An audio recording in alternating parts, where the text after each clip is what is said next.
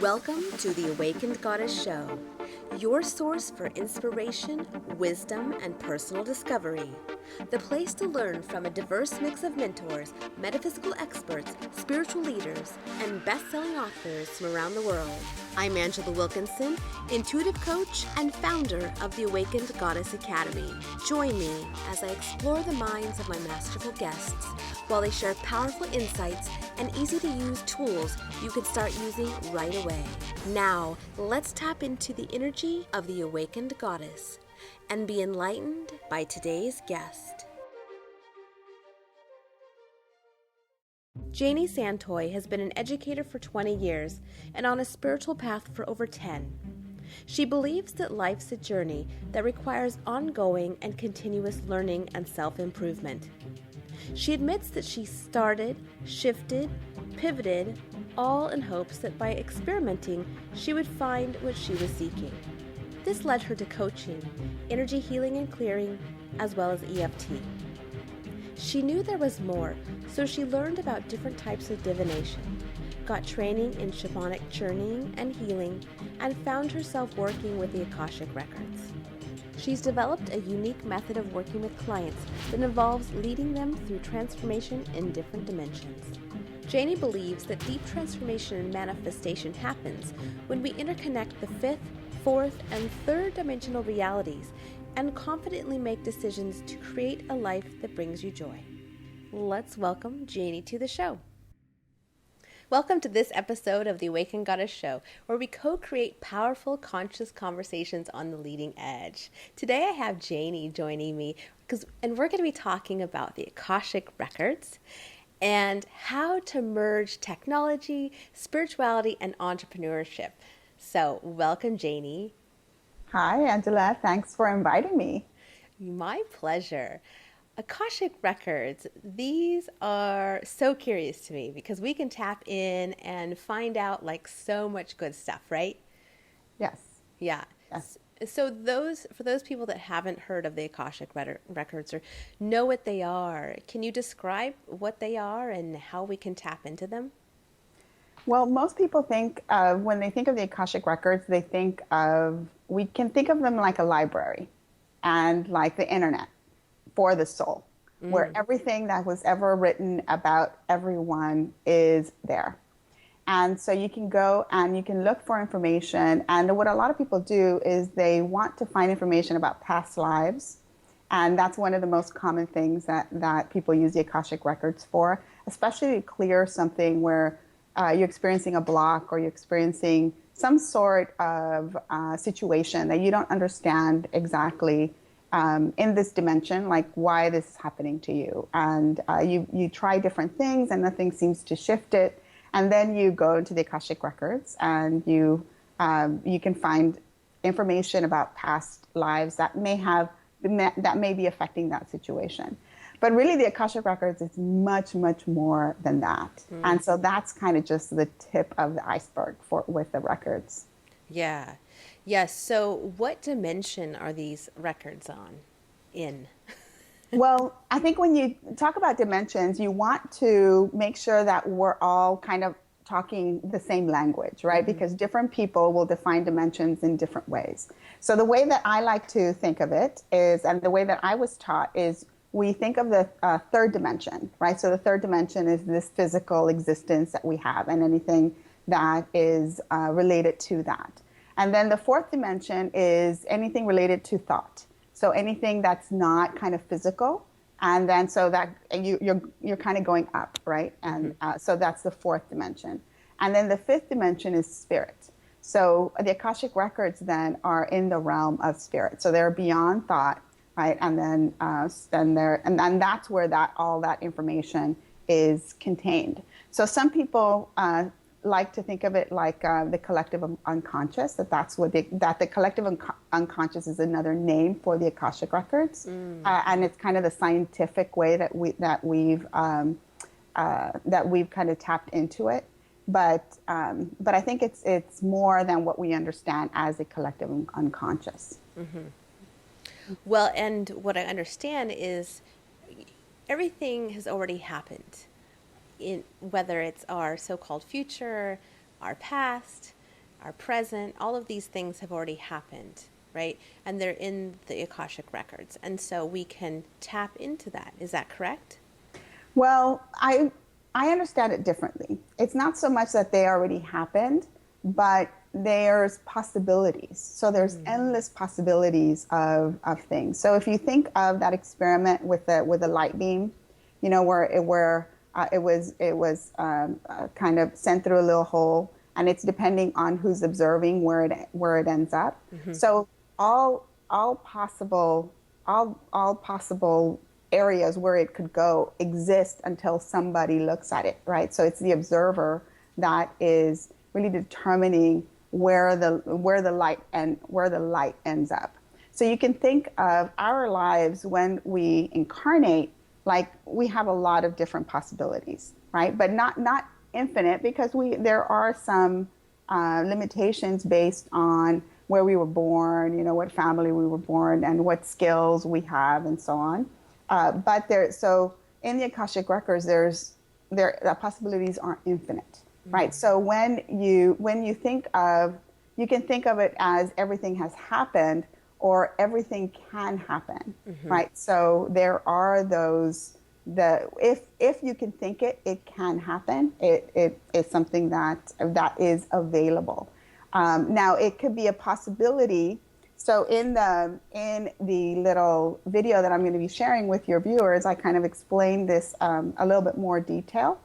But when you can think of, there are all possibilities in the fifth dimension. And then when we think of it, it becomes a probability, right? So that's the fourth dimension.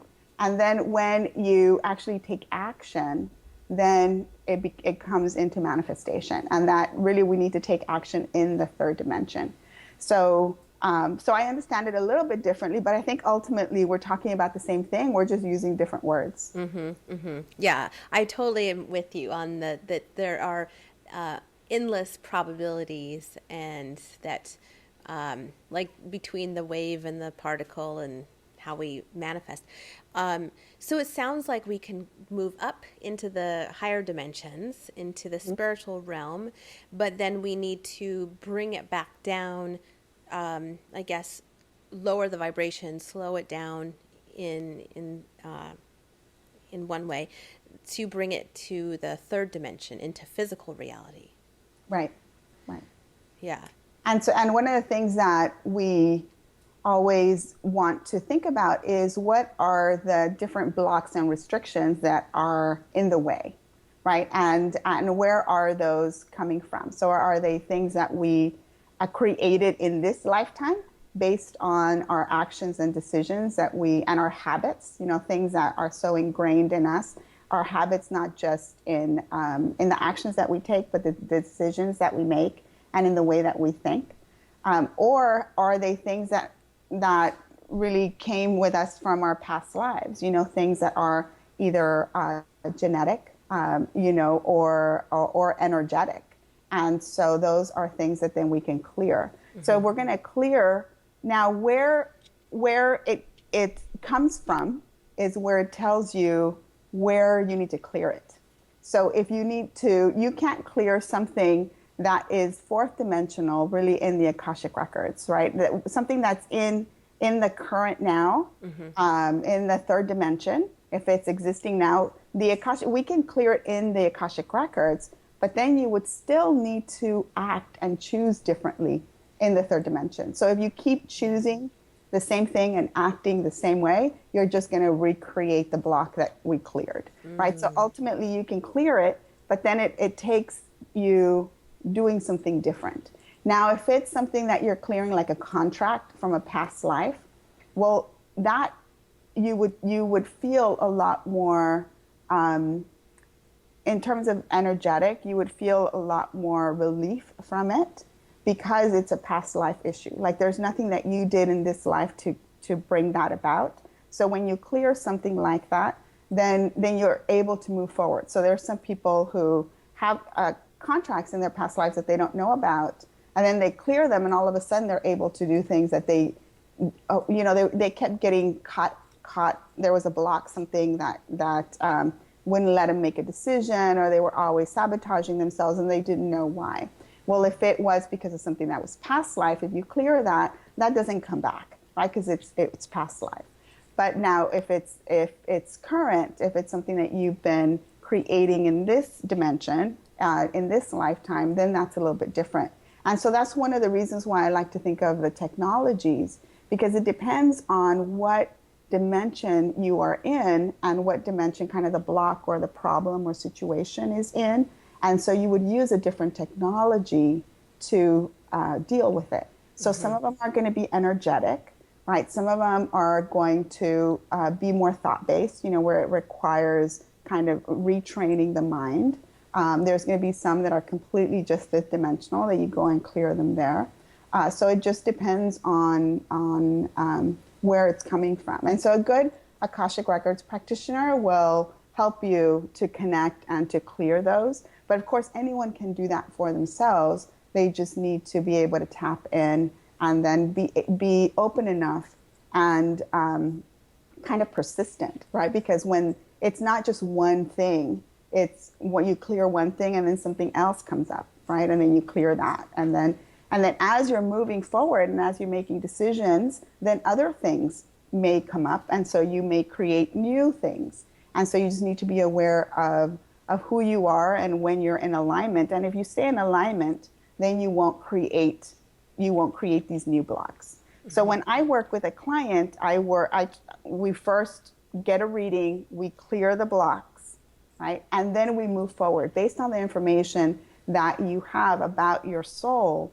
Then what decisions can you start making so that you don't recreate those things that were hindering you that we just cleared?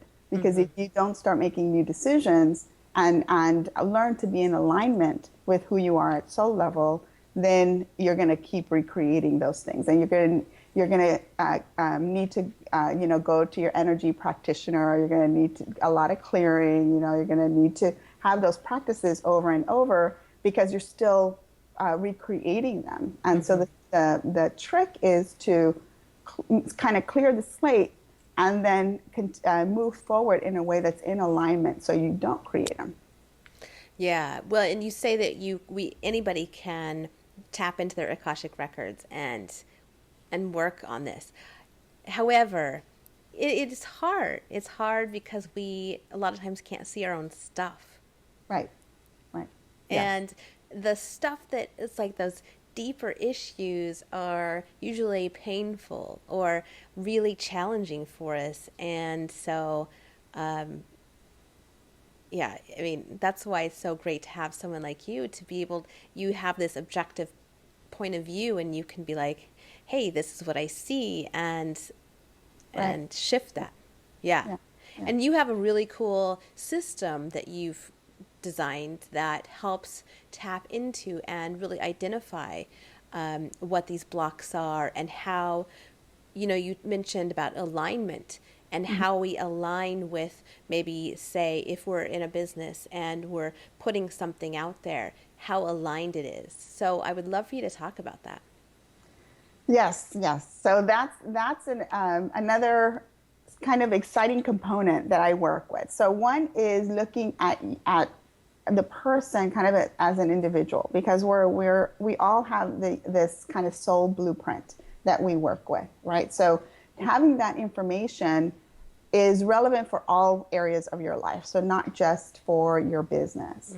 Now, there are also what we call manifesting blueprints. So from the kind of modality that I was trained in, there's different qualities that if you know what your qualities are and what how you are supposed to, kind of how your soul wants you to experience them, then knowing that helps you to stay in alignment. So for example, one of the things that I learned about myself when I first started practicing this, and so first, of course, as we're learning it, we get our own reading, and then we see whether, does it align, does it kind of make sense with what I've experienced.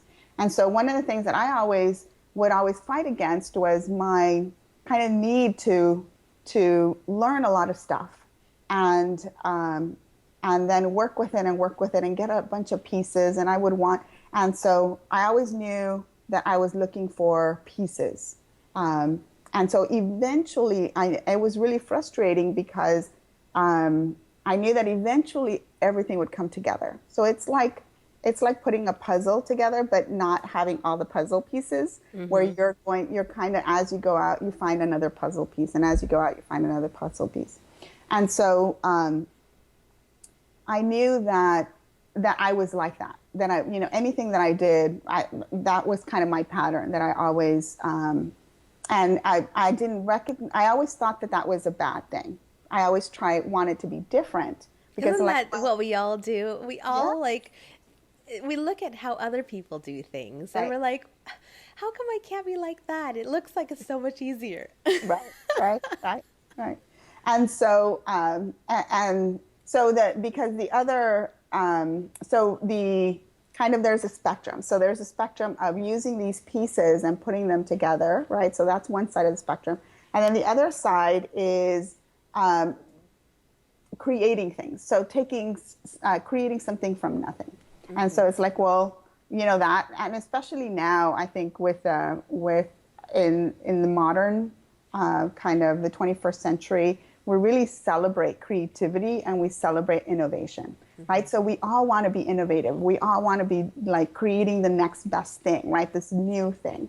And so I always kind of look down upon recreating, right? And so, but when I looked at my blueprint, I'm in the recreating spectrum, and so really learning that about my soul and knowing that that's how my soul wants to express itself in this particular lifetime, then I know and so giving myself permission to be that way and not wanting to be different. Mm-hmm. Like, this is the way I am, and kind of owning that and saying there is power in this method. And so now, instead of wanting to be different, it's like, well, how can I learn more about how I am and use it as a strength? And because it is my strength. And so how do I put it to use? Really understand it. And rather than trying to be different, it's like, how do I utilize that so that it really helps me achieve what I want to achieve?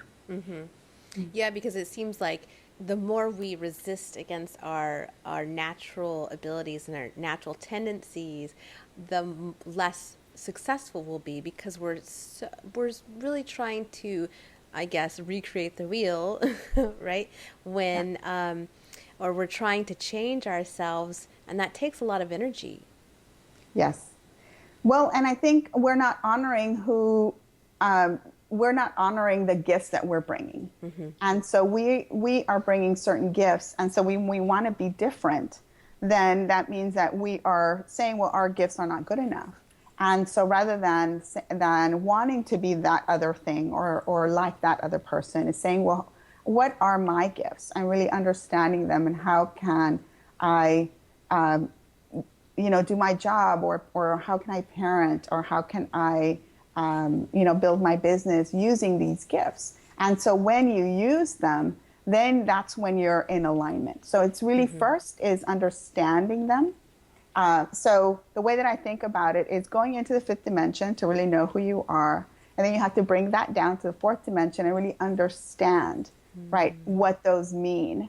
And then you have to integrate them into your daily life. So it's not enough to bring them and know them and have a list somewhere where, okay, now I know what they are, right? Then you actually have to put them into action. And so I had to kind of give up this desire to innovate, because yes, other people can innovate, but that's not what, and in fact, when I put all these puzzle pieces together, to other people, it looks like innovation because they're like, oh, this is so exciting, it's new. And then, but I know, well, I've taken all these other things and mixed them up in a way that's different. Mm-hmm. And that's what makes it new, is that I put my spin on it and I put my worldview. And so in a sense, it is innovative because it has those combinations, but it's not like new where it's like from nothing to something, right? Yeah. I'm laughing to myself because as an innovator, I look at people like you and I'm like, I just spent like this last year like creating something from scratch, and because it was like on the cutting edge, people didn't get it, right? But then you recreate it, and then people are like, "Oh wow, that's the coolest thing ever." I would tell you, I've always felt like I was two steps ahead, and then because I wasn't able to communicate it, then yeah, wow, okay, interesting. Yeah. Well, and I think that every quality has a shadow aspect, right? And so we kind of know that from studying all these spiritual teachings, because there's going to be that strength, but there's always that drawback. And so I think part of us bringing it down into the third dimension is really understanding what those snags can be and being on the lookout for them, and really being ready to know how to deal with them, how to integrate, how to not go too far, right? Into how to not take it to an extreme where we're so, for example, for me, I could be integrating forever and never actually produce anything because I'm always looking for new pieces, right? So I have to. So that's kind of the shadow aspect, right? Right, where then I'm never going to feel like I'm done, right? So there has to be a point where I have to trust that what I've developed up to that point is useful, and then know that as other things come to me, then I will integrate those too, and then that'll change whatever I have currently. But that doesn't mean that what I currently have is not valuable, right? Or that it's incomplete, right? It's useful for now, but it's never going to be complete, because there's always going to be something else. So as long as I'm alive, this thing is going to change, right? Because I'm always going to be learning, and that's something that I had to be okay with, and learn that that's a shadow aspect. So I need to sort of reframe the idea of completion, right? That there isn't a completion point. There is a right now, and there is the offering is my right now, and then it's going to change, and I know it's going to change. Well, I think that's such an important thing for people to hear, because I see so many entrepreneurs that they never feel ready enough. Right. It's not perfect enough, or yeah, they're waiting for like something to happen where it's like the sparkles or sparks start flying, and then they know, oh, it's time. Yeah. But yeah, it's like we have to create our own sparkles. Yeah, yeah. Well, and I think a lot of that is relating to blocks that we have, that are current life and past life. So there could just be, something where somebody taught us that, like for me, I learned when I was in college and so on, that innovation is the thing, right? So to innovate is that's what's celebrated. And so that's what I wanted to do. And so I had to recognize that that was a program that I was running, and as soon as I recognized that that was a program, then I was able to clear it.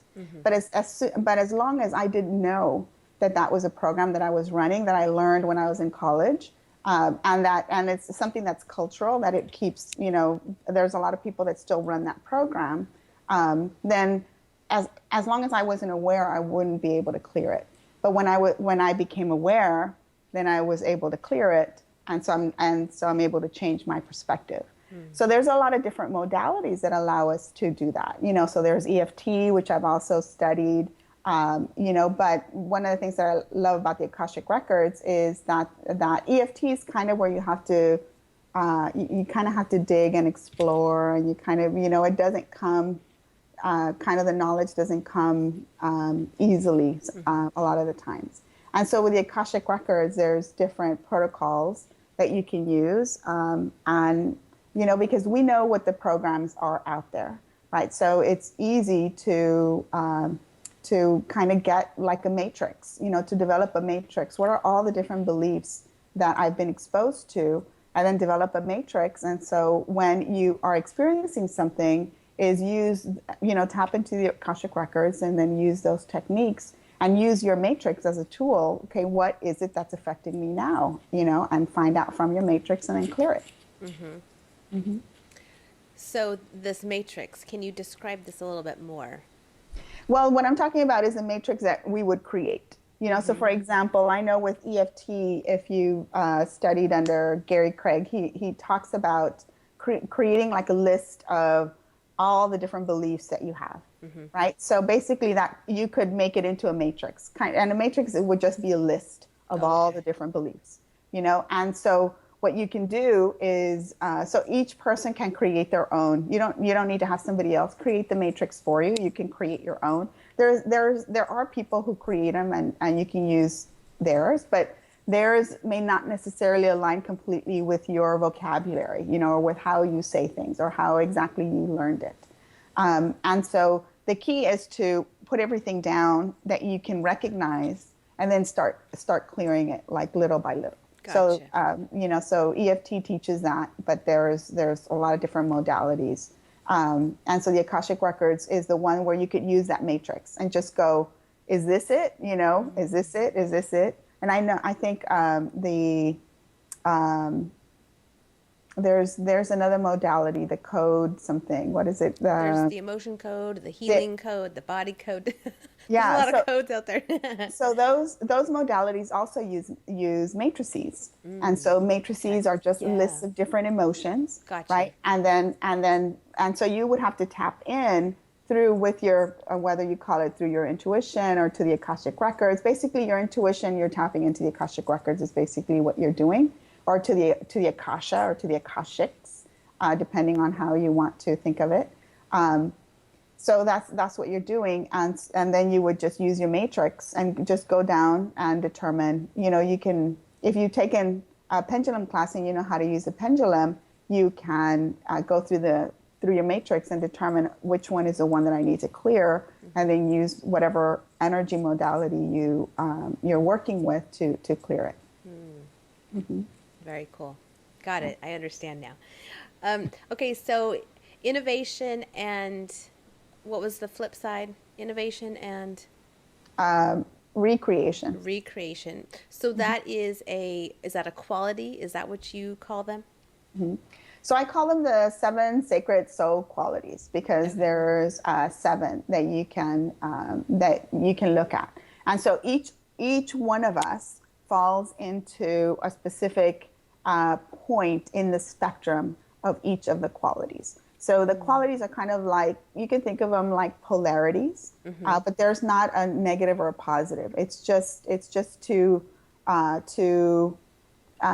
of points of that particular quality. So it's kind So of if like I, a continuum. right. So you fall somewhere in the middle. So if you think of 0 to 100, right? So 0 being one point in the recreation, and then 100 being the innovation, or you can switch them. It doesn't really matter, right? But you would fall somewhere in between. So if you're at about half, then you can use both of the qualities inherent in either of those, in the recreation and the innovation, to manifest. If you're heavily innovative, then you want to be innovating, because that's when your vibration is going to be the highest, is when you're innovating, because that's when you're fully aligned. If you are in the recreative, then you need to be collecting those puzzle pieces, and being okay with discovering and looking at how to put them together to come up with something new. And when you are doing that, or like for me, when I am doing that, then I know I'm fully aligned, right? Versus if I was going to be trying to innovate, I would be frustrated, and I wouldn't be in alignment. So then it would be harder for me to manifest. Okay.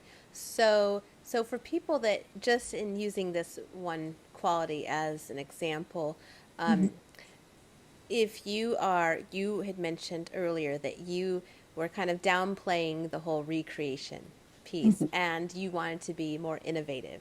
And Right. so that seems like that's a block on what, the fourth dimension? Like, so we're kind of resisting that natural Right. ability. Right. Right. Right.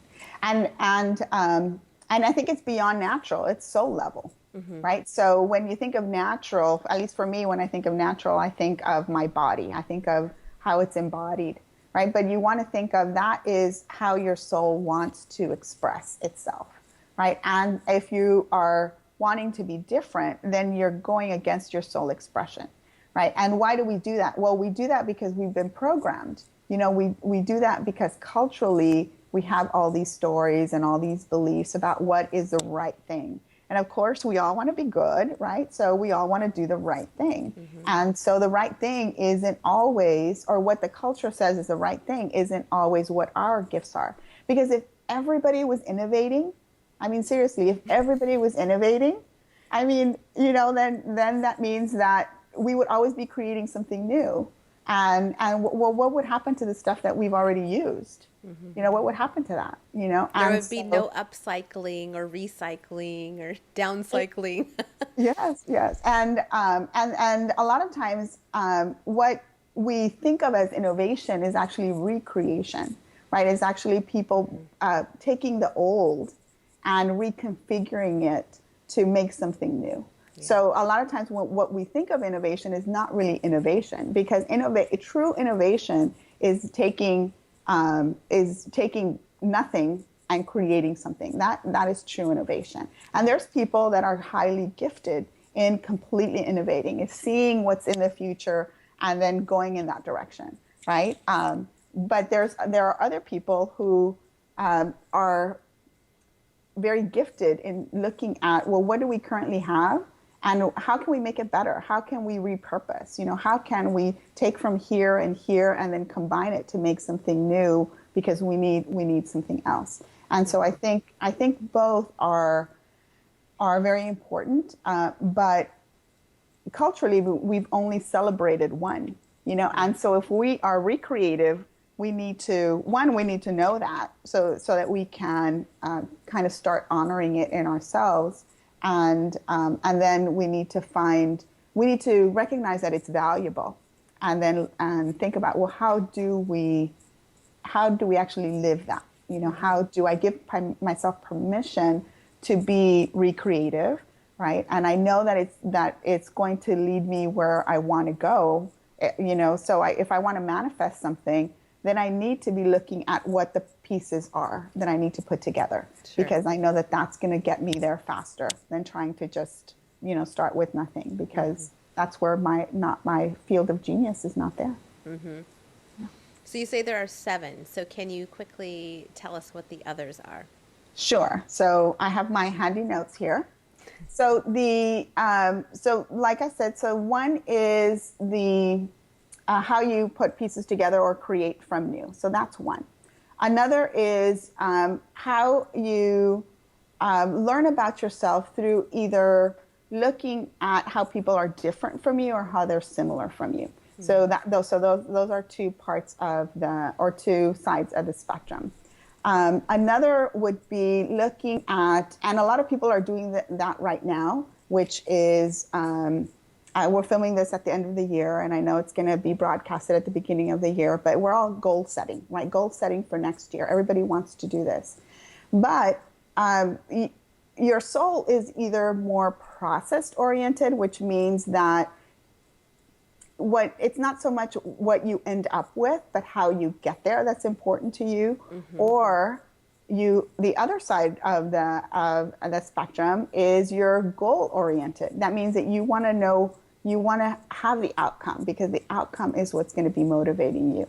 And if you are doing it differently, then you're gonna have a hard time, right? So you need to know where you are. That's why goal setting never worked for me. Because it's more important about, like you say, the journey. How, right.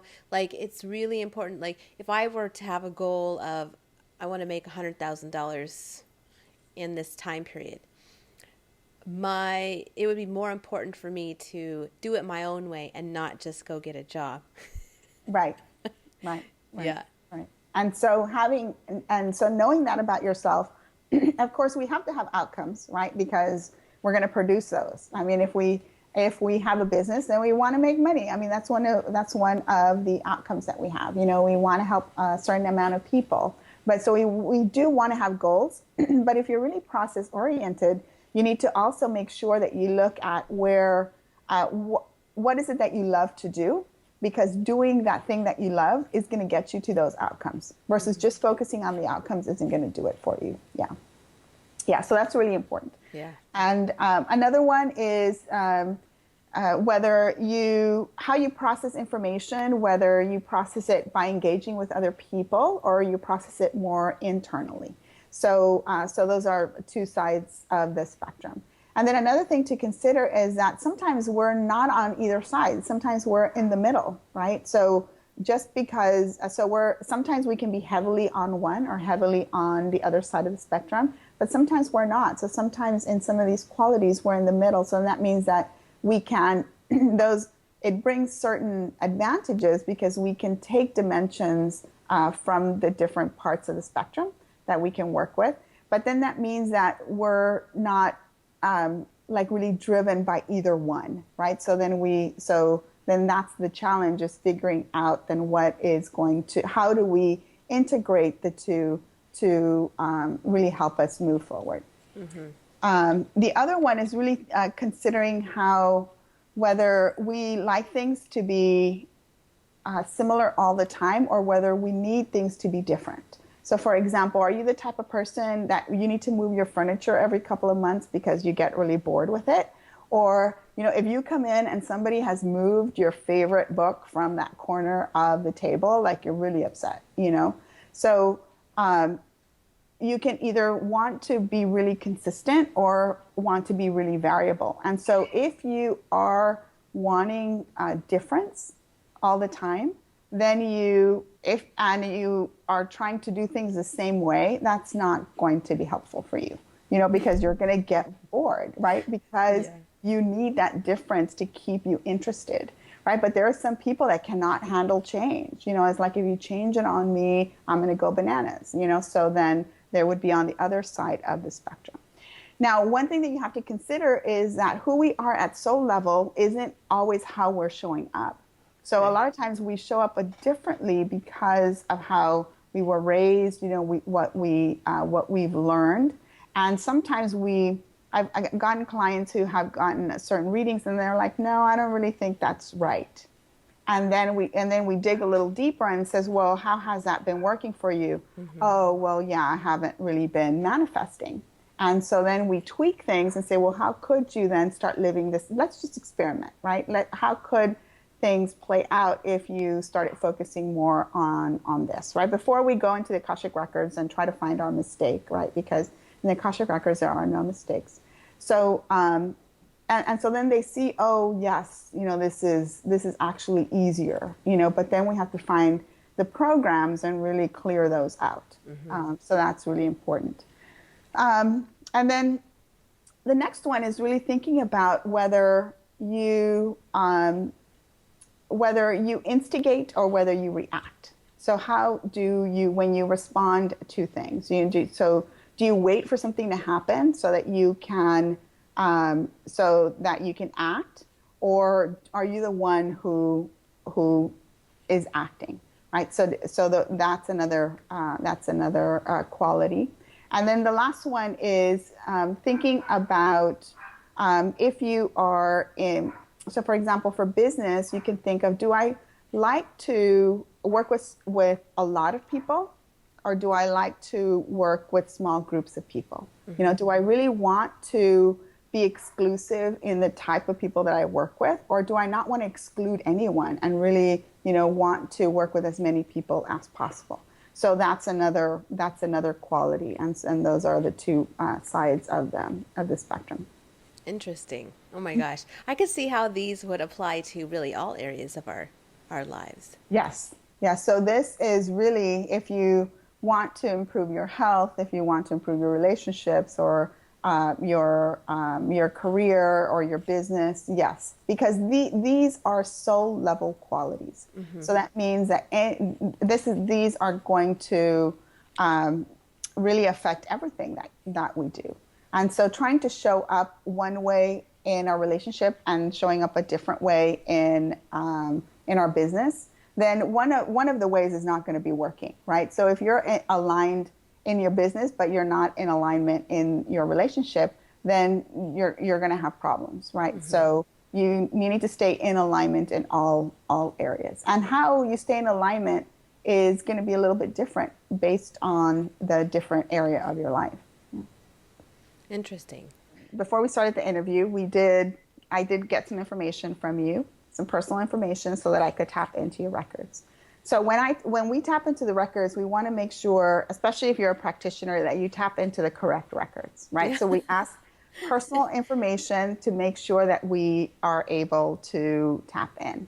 And so what I do is I use that information, and then I work with the pendulum. And there's other different modalities work in different ways. So you don't have to work with a pendulum. You can just work intuitively and download messages.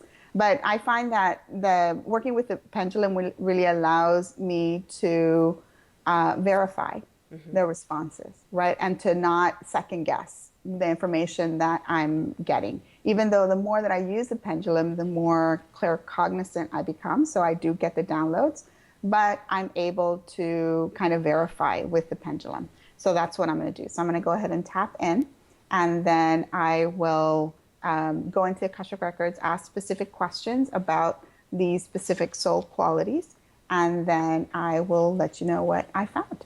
Awesome. I went in and I looked at one of your qualities. And so I looked at the internal and external qualities. Now this, some people think of these as kind of introvert, extrovert, but they're not quite the introvert, extrovert. They're not quite the same.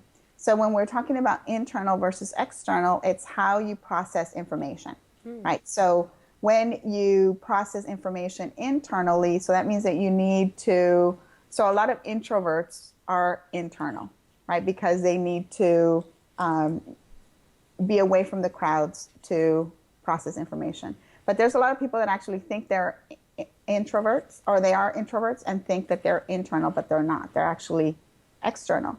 So if they're introverts and your soul is external, then you need to find ways that you can be around people without it being overwhelming to your kind of introversion. So one example of this would be, so for example, is to, you're introverted, but you go out and you run a marathon, right? So you're around a lot of people. And so because being around a lot of people, you get a lot of external input, right? So you get input from the outside. Versus if you're internal, you need to, your input is within yourself. You think through things and you would get downloads, and versus not needing as much outside input. Got it. So what's interesting for you is that you came in the middle. So you're about a little bit more external but just a tiny bit more external than you are internal. But you're showing up more internal. Yes. So that means that you're not going out enough. Yes. So you need to be out more. And so you're actually not that misaligned. So you're maybe about 12% misaligned.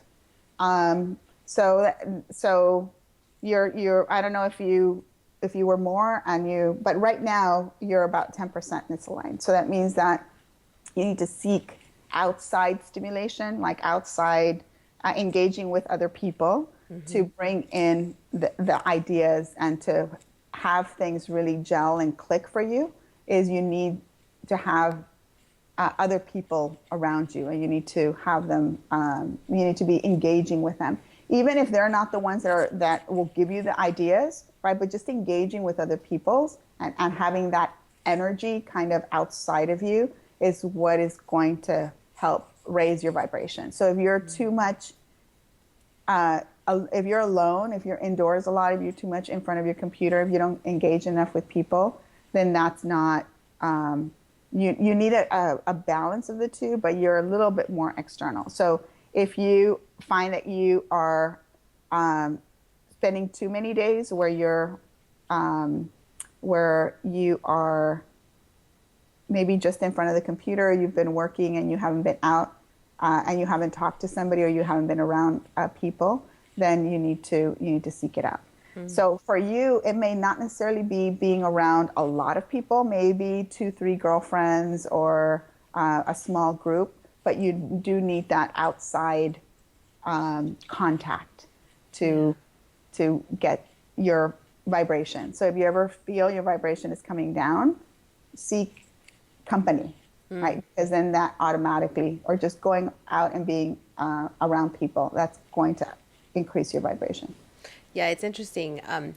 I think intuitively I've been doing that in a way. When I was living in New Jersey, I would find myself, I lived alone, and there would be some days when, or like, yeah, frequently I would find myself where I was feeling like I needed that external noise.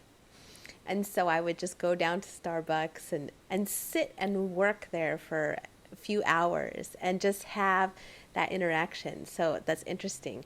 And Yeah. another thing is just yesterday I was thinking how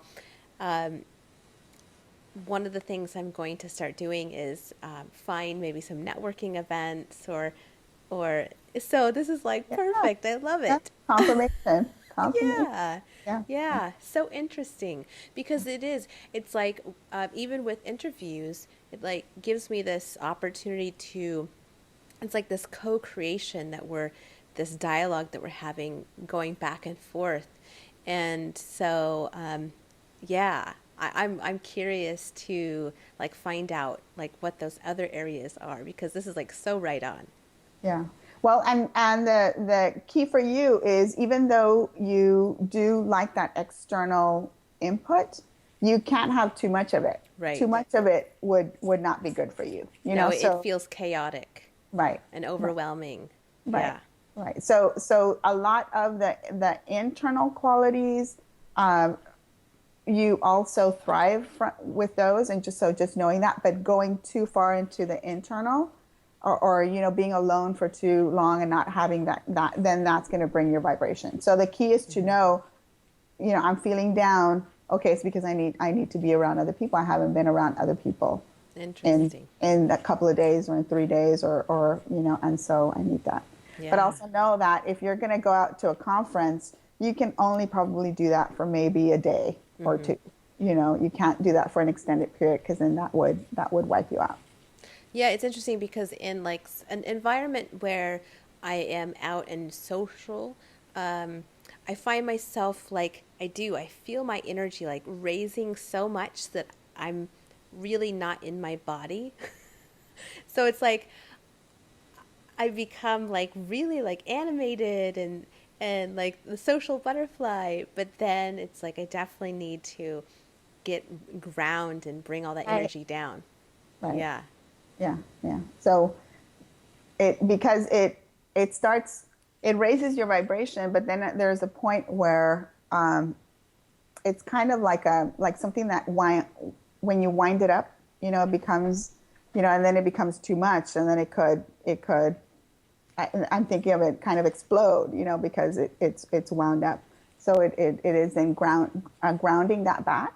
Mm-hmm. And so for you, that grounding would be seeking some of that quiet space for yourself, versus some people that are very, very external would be able to ground and with around a lot of people around them. Like that wouldn't be a big problem for them because they need that. And in fact, they would need more.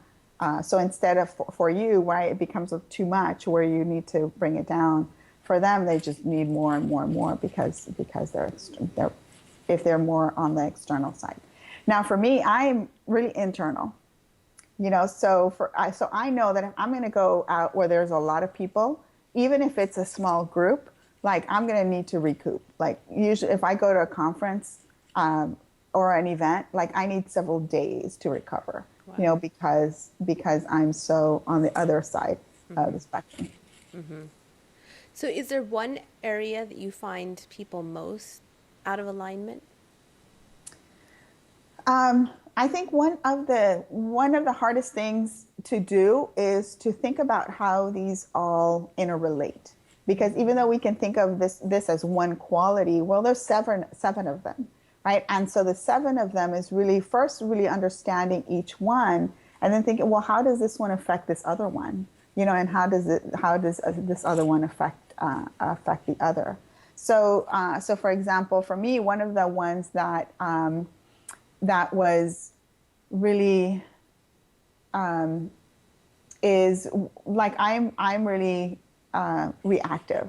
So that means that I wait for things to happen so that then I can react to them, right? And so how does that work with my internal, with the fact that I process information on my own, so for me, knowing those two qualities, and where I am in those two qualities helps me to, well, when I am going to when I see opportunities, I see them out there, but then I need to process them to really be able to engage them, right? So if I was really external and reactive, then when I was out there and saw an opportunity, then maybe I'd be able to seek it out right away. But I know that when I need to think it through, like I need to come back within and really process the information before if I don't do that, then and I react, that's probably not going to be a good thing, right? So it's really knowing how all of these interact. And then the other thing that is difficult, I think, is recognizing where we have been influenced, either by upbringing or by stuff that we've learned, and really accepting the quality and integrating it. So sometimes it does take a while, to I think a lot of times by the time somebody comes and gets a reading, they're kind of ready. They're ready to know and they're ready to work with the information. But there's times when one of the qualities, it really makes you question the identity that you think is yours, right? So if you think you're really this way and then you come up at soul level a different way, well, that really disrupts who you think you are.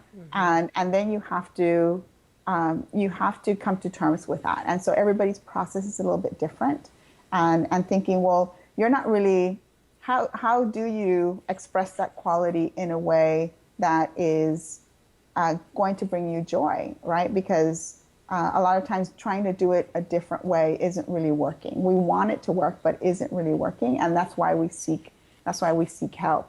And so ultimately is really learning how to integrate and kind of experiment with with how they work together. Because when you take 7 different points and then try to work all of them, it does take a little while to have them all be something that you think about all the time. Oh, it's because I'm this, and turn to the information rather than just have it in your journal and never use it.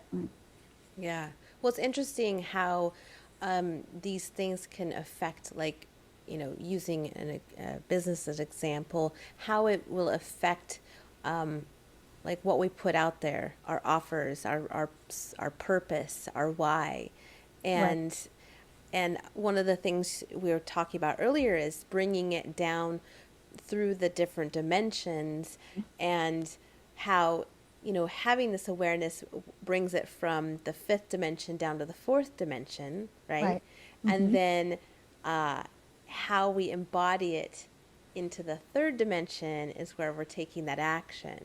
Right. And wow, yeah, we have to do that. Otherwise, we're not changing anything. Right. Well, and I think it's having that awareness and being able to recognize, especially when we think of manifestation, right? We're being able to recognize opportunities and when they're showing up, so that then we can take full advantage of them.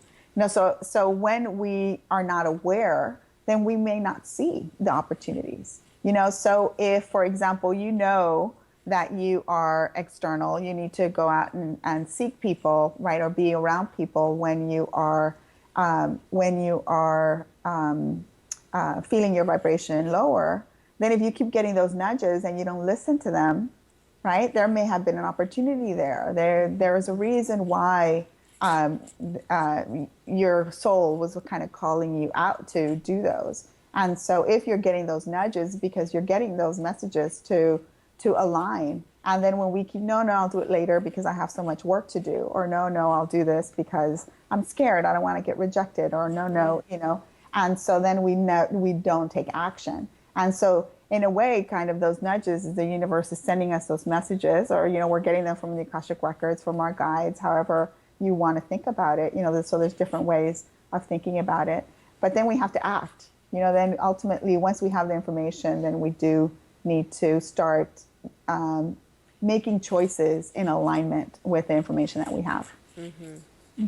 Wow. Janie, this was like an incredible conversation. I mean, there are like, my mind's just like swirling, and I love this because it's given me a whole nother perspective and way to look at things. And so I'm really excited for everyone that's been watching and listening to hopefully take something away from this, and certainly reach out to you to find out what their own qualities are. I know that I'm really excited to find out more about mine. So yes, yeah. Yeah. And there's different levels of the soul qualities. So not just for manifestation, but also finding out like what your soul group, like originally, like what was your original soul group, and how does that affect you now? And so there is so much in the Akashic records. When we think about the records, we tend to think about what has already happened, right? And what we can go and find information about our past lives. But there's so many tools that we can use in the Akashic records, not just to learn about removing blocks, but how to use it for decision making, and how to change energetically, how to change something that we want to change in our third dimension, how to start off that change in the fifth dimension, and then learning how to bring it down to so that we can manifest. So there's so much to learn. I feel like I've just started. It's just the tip of the iceberg, but I'm excited. Very good. Very good. Well, thank you for joining me today. Like Thank I you said, for having me. this was a really cool convo. So thank you. Thank you. Thank you for listening to this episode of the Awakened Goddess Show. I hope you enjoyed today's guest and got something you can start using in your life right away. For more spiritual insights and to listen to more episodes, subscribe to The Awakened Goddess Show at theawakenedgoddess.com and discover wisdom that'll change your life.